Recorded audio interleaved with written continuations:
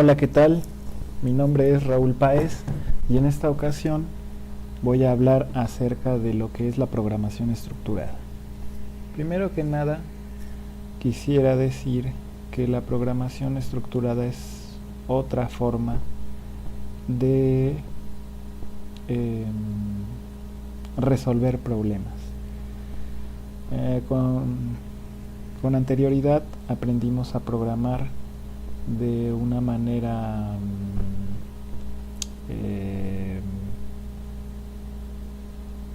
estructurada, en la cual dividíamos el problema en muchos pedacitos, pero la programación orientada a objetos es otra forma de cómo afrontar o resolver ese tipo de problemas.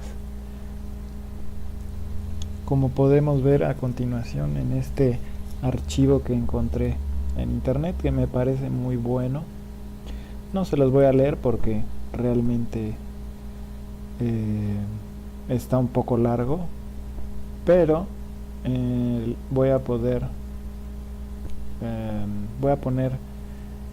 el link en la descripción del video para que lo puedan descargar y lo puedan leer tranquilos. Pero hablaré acerca de él de una forma resumida. Aquí nos dice una nueva forma de pensar. Es muy importante destacar que cuando hacemos referencia a la programación orientada a objetos, no estamos hablando de unas cuantas características nuevas añadidas a un lenguaje de programación. Estamos hablando de una nueva forma de pensar del proceso de descomposición de problemas y de desarrollo de soluciones de programación. ¿A qué se refiere? Aquí no hablan en específico de un lenguaje. No están hablando de un lenguaje en específico para la programación orientada a objetos, sino de la forma en cómo se afrontan los problemas acerca de con el enfoque de programación orientada a objetos. Es más, por aquí habla de los lenguajes de programación tradicionales como el C, el Pascal, el BASIC y O Modula 2. Basan su funcionamiento en el concepto de procedimiento o función, pero, por ejemplo, los lenguajes de programación como es el C++, Java, el elemento básico no es una función, sino en un ente denominado precisamente un objeto. Y aquí es donde comienza nuestro viaje dentro de la programación orientada a objetos. ¿Qué es un objeto, no? Bueno, en la programación orientada a objetos, lo que trata de hacer es llevar a un lenguaje de programación la vida real. Y aquí ponen un ejemplo muy chistoso en el que hablan de dice, si nos detenemos a pensar sobre cómo se nos plantea un problema cualquiera en la realidad, podemos ver que lo que hay en realidad son entidades. Otros nombres podríamos usar para describirlo, que aquí llamo entidades, son agentes u objetos. Por ejemplo, una persona es un objeto. Una persona tiene varias propiedades o atributos, ¿no? Por ejemplo, una persona pues tiene el cabello lacio o chino, tiene tez morena, es alto o es chaparrito, es gordo o delgado, pero tiene funcionalidades que en la programación, que ese son otro tipo de atributos, que son los métodos mediante los cuales muestran su comportamiento, o sea, las características, las cosas que puede hacer un humano. Por ejemplo, caminar, correr, pensar, saltar, andar en bicicleta, etcétera. Esos son los métodos mediante los cuales se demuestra su comportamiento. Entonces, aquí pone una situación en la que dice: imaginemos la siguiente situación: un domingo por la tarde estoy en casa viendo la televisión y de repente mi madre siente un fuerte dolor de cabeza. Como es natural, lo primero que hago es tratar de encontrar una caja de aspirinas. En este caso tenemos dos objetos. El primer objeto es, pues, soy yo, ¿no? El segundo objeto, pues, es mi mamá. Yo tengo ciertas propiedades y ciertas características que me identifican, y mi madre también. Entonces, por ejemplo, aquí más adelante vamos a poder ver cómo describiría yo a una persona en la programación orientada a objetos como un objeto. ¿Qué es lo que tiene? ¿Cuáles son las características de un objeto? Bueno, un objeto tiene métodos, que sería el comportamiento, ¿no? Y tiene variables, que es el estado. Esta sería la representación visual de un objeto. Los atributos del objeto estado, ¿ok?, vendrían a ser, en el caso de una persona, vendrían a ser mis características físicas, ¿no? Como ya había dicho, el color de mi piel, la estatura, mi peso, chalala. Y están ese otro tipo, el otro tipo de variables, que son métodos, que son los que representan el comportamiento de esta persona, ¿no? Y el objeto puede hacer comportamiento, están expresados por las variables y los métodos que comprenden el objeto respectivamente. Por ejemplo, un objeto que modelase una bicicleta en el mundo real tendría variables que indican el estado actual de la bicicleta. Por ejemplo, su velocidad, su cadencia, o sea, la velocidad, las revoluciones por minuto, ¿no? Y su marcha actual, o sea, la velocidad en la que está. Estas variables se conocen formalmente como variables instancia o variables miembro, que contiene el estado en un objeto bicicleta particular. Y en programación orientada a objetos, un objeto particular se denomina una instancia. Pero además de las variables ya descritas,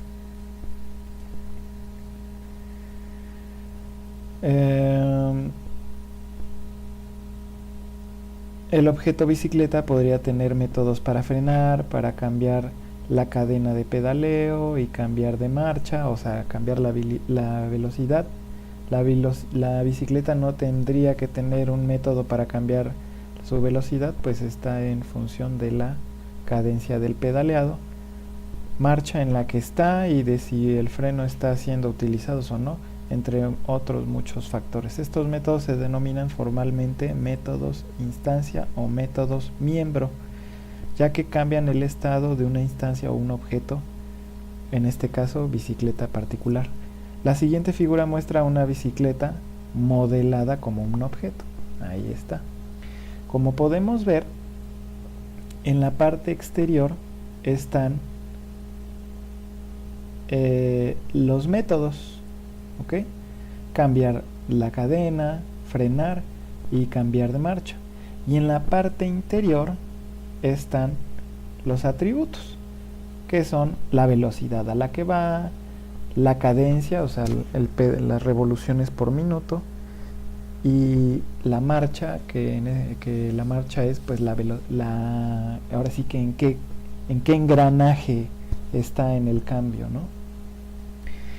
Esto, como podemos ver, que más adelante se va a describe a un objeto. Tiene estos dos tipos de cosas, ¿no? Tiene estos dos tipos de características, el atributo y los métodos. Los métodos siempre están por afuera y los atributos siempre están dentro del círculo. ¿Por qué? Porque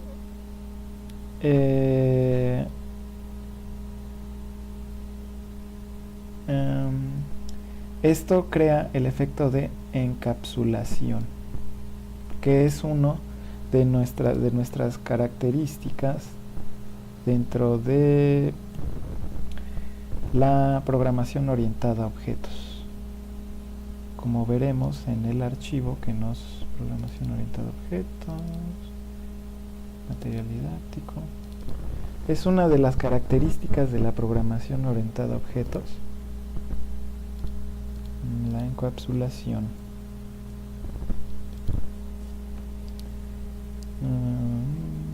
Por aquí lo podemos ver. Aquí dice, el encapsulamiento, la herencia y el polimorfismo son los fundamentos de la programación orientada a objetos. Y el encapsulamiento se refiere a eso. En la capa externa ponemos los métodos y en la capa interna ponemos los atributos. Este diagrama del objeto bicicleta muestra las variables objeto en el núcleo o centro del objeto y los métodos rodeando el núcleo y protegiéndolo de otros objetos del programa. Este hecho de empaquetar y proteger las variables miembro con los métodos miembro se denomina encapsulación. Este dibujo conceptual que muestra el núcleo de variables miembro del objeto protegido por una membrana protectora de métodos o funciones miembro es la representación ideal de un objeto y es el ideal que los programadores de objetos suelen buscar. ¿Okay? Ahora, de cualquier forma, el hecho de encapsular las variables y las funciones miembros relacionadas proporcionan dos importantes beneficios a los programadores de aplicaciones: capacidad de crear módulos. El código fuente de un objeto puede escribirse y mantenerse independiente del código fuente del resto de los objetos. Y la protección de información. Un objeto tendrá una interfaz pública perfectamente definida que otros objetos podrán usar para comunicarse con él, pero no pueden, para comunicarse con el objeto, tienen que comunicarse a través de los métodos y no afectar a los atributos, como podemos ver en este diagrama, ¿no? Aquí tenemos un objeto A y aquí tenemos un objeto B y el objeto A se comunica con el objeto B a través de un mensaje, pero este mensaje llega a través de un método. Llega a través del método del objeto a otro método del objeto B. Cuando el objeto A quiere que otro objeto B ejecute una de sus funciones miembro, métodos de B, el objeto A manda un mensaje al otro objeto B. ¿Ok? El objeto B obviamente debe de tener un método para recibir el mensaje del objeto A. Y viceversa, si el objeto B quiere comunicarse con el objeto A, debe de tener un método para recibir el mensaje del objeto A. De esta manera funciona el encapsulamiento y la forma de comunicarse entre objetos dentro de un programa hecho orientado a objetos. Ahora, la siguiente figura muestra las tres partes que componen un mensaje. El objeto al cual se manda el mensaje, por ejemplo, tu bicicleta, y, por ejemplo, el método o función miembro que debe ejecutar, cambiar de marcha la bicicleta y los parámetros que necesita este método. El objeto tú, o sea, hay un objeto que se llama, que soy yo, porque yo soy el que manipula la bicicleta, y hay un objeto que se llama bicicleta.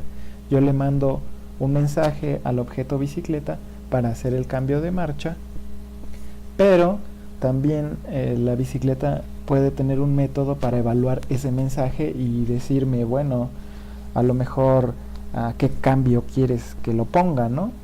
Pero esas características deben de ir implícitas dentro del mensaje. O sea, no nada más es decirle a la bicicleta cambia de marcha, sino cambia de velocidad y dime en qué engrane quieres que vaya, ¿no? Todo eso, esas características deben de ir dentro del mensaje entre objetos. Ahora, ¿qué es una clase? Normalmente en el mundo real existen varios objetos de un mismo tipo, o como diremos enseguida, de una misma clase. Por ejemplo, mi bicicleta es una de las muchas bicicletas que existen en el mundo. Usando la terminología de la programación orientada a objetos, diremos que mi bicicleta es una instancia de la clase de objetos conocidos como bicicletas. Todas las bicicletas tienen algunos estados o atributos: color, número de velocidades, o bueno, la marcha actual, cadencia actual, 2 ruedas y algunos métodos: cambiar de marcha, frenar, en común. Sin embargo, el estado particular de cada bicicleta es independiente del estado de las demás. La particularización de los atributos puede ser diferente, es decir, una bicicleta podría ser azul y otra roja, pero ambas tienen en común el hecho de tener una variable de color. De este modo podemos definir una plantilla de variables y métodos para todas las bicicletas. Las plantillas para crear objetos son denominadas clases. ¿Ok? Y aquí más adelante vamos a ver la definición de una clase. Esta, por así decirlo, es la plantilla en la cual definimos una clase de bicicleta, ¿no? Bicicleta es el objeto y la plantilla para definir la bicicleta es la clase, ¿no? Dentro vemos las variables, como decía acá. Dentro vemos los atributos y fuera vemos los métodos. ¿Ok? Aquí está. Esta, la plantilla para poder definir, o sea, donde las características de la bicicleta, si es roja, ¿no? Aquí vemos el color, la cadencia, ¿no? En el momento en el que la estamos analizando, la velocidad de la bicicleta, la marcha actual, ¿no? Y los métodos, o sea, si puede frenar, si puede cambiar de marcha, si puede cambiar de cadena, etcétera. Esa plantilla es lo que en orientación, en programación orientada a objetos se llama clase. Y por ejemplo aquí ponen objetos o instancias de la clase bicicleta. Aquí ponen una bicicleta, que este es un objeto, este es otro objeto, que están utilizando una clase que se llama bicicletas, pero cada objeto tiene características diferentes. Por ejemplo, los métodos pues pueden ser los mismos, ¿no? Pero por ejemplo aquí vemos las características son distintas. La velocidad aquí es de 30 y aquí es de 20, la cadencia actual es de 180, aquí es de 90, el color de esta bicicleta es azul y esta es roja, la velocidad o marcha actual es la segunda y aquí la marcha actual es la cuarta. ¿Ok? Esto es otra de las características de la programación orientada a objetos. Y la herencia, pues la herencia quiere decir que podemos utilizar las clases para crear otro tipo de objetos, para crear otra clase. Por ejemplo, dentro de las bicicletas pues podemos tener varios tipos de bicicletas, ¿no? En general, como podemos ver aquí, pues si yo busco en Google, pongo bicicletas, me aparecen una larga lista de fotografías de varios tipos de bicicletas y todas tienen dos ruedas, todas tienen pedales, todas tienen un color,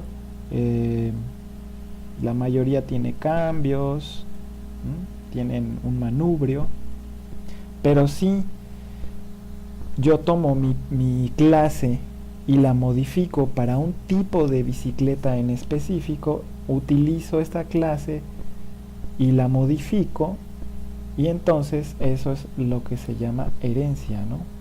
Una vez que hemos visto el concepto de clase y el de objeto, estamos en condiciones de introducir otra de las características básicas de la programación orientada a objetos, que es el uso de la herencia. El mecanismo de herencia permite definir nuevas clases partiendo de otras ya existentes. Las clases que derivan de otras heredan automáticamente todo su comportamiento, pero además pueden introducir características particulares propias que las difieran. Y es a lo que me refiero. Por ejemplo, creamos una clase que se llame bicicleta. Todas tienen dos ruedas, todas tienen pedales, todas tienen una, como lo veíamos en el ejemplo, unas revoluciones por minuto, la cadencia, pues, el cambio, el freno. Pero si hago una búsqueda más específica, pues tengo aquí, por ejemplo, bicicletas de montaña. Y este es un ejemplo. ¿Cuál es la diferencia? Pues tiene unas ruedas más gordas, tiene una suspensión, el tipo de manubrio es especial para la terracería, aquí también tiene suspensión, tiene frenos de disco, pero por ejemplo tenemos otro tipo de bicicletas que son las bicicletas de carrera. Como podemos ver, los rines son más delgados, las llantitas son más delgadas, la forma del cuadro es distinta, la forma del manubrio es distinta. Esta, por ejemplo, no tiene frenos de disco, tiene frenos de goma. Esa sería otra clase de bicicletas, ¿no? Esta es una clase de bicicletas, esta es otra clase de bicicletas. Por ejemplo, las bicicletas de ruta. Y por ejemplo, hay otro tipo de bicicletas, montaña, las de carrera y los tándems, que me llamaron mucho la atención.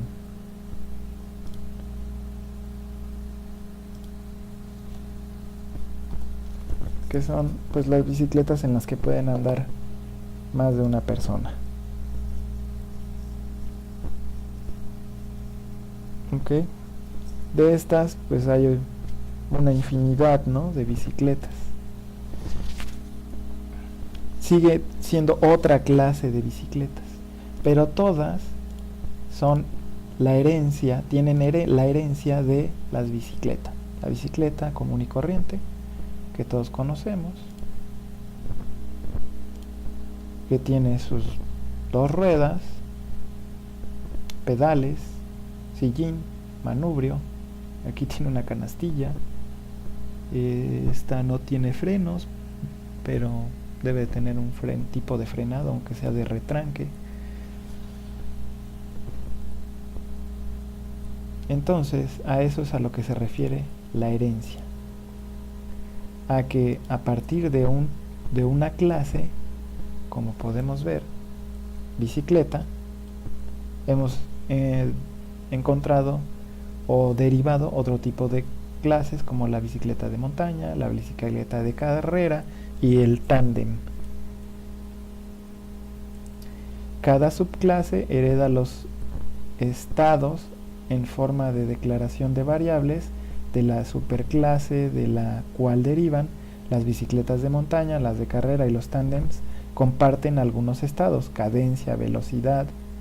Además, cada subclase hereda los métodos de su superclase. Las bicicletas de montaña, las de carrera y los tándems comparten algunos comportamientos como frenar, cambiar, la cadencia del pedaleo, por ejemplo. Sin embargo, las clases derivadas no se encuentran limitadas por los estados y comportamientos que heredan de su superclase. Muy al contrario, estas subclases pueden añadir variables y métodos a aquellas de las cuales han heredado, ¿no? Los tándems tienen 2 asientos y 2 manerales. Algunas bicicletas de montaña tienen una catarina adicional, ¿no? O sea, son características ya especiales de las distintas clases de bicicleta. Como podemos ver, la programación orientada a objetos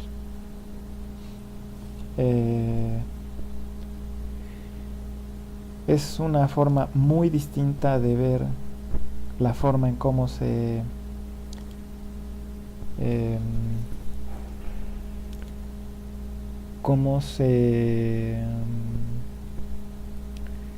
afronta un problema.